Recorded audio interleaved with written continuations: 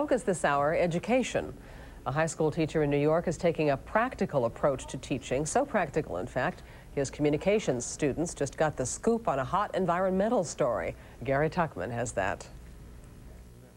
This is not merely a news team. This is a news army. Okay, guys, I think up here will be highest and we can shoot over the trailer. A news army of high school students who have led the way in their community in covering an important environmental story. So it's in that section where you see the sort of tan-looking dirt. That's the spot.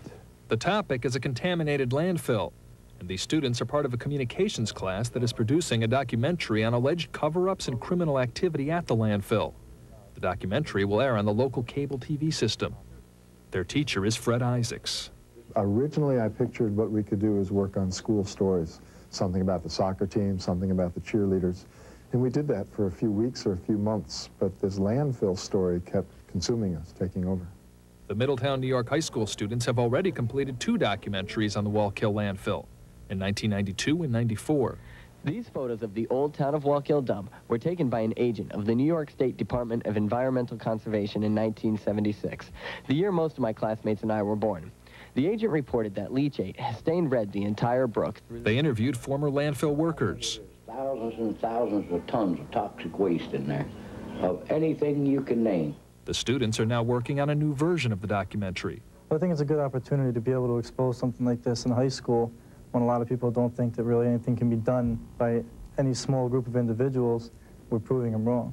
The Town of Wallkill hired a company to clean the dump, but the media class believes the town has fought efforts to identify the people and companies that polluted it.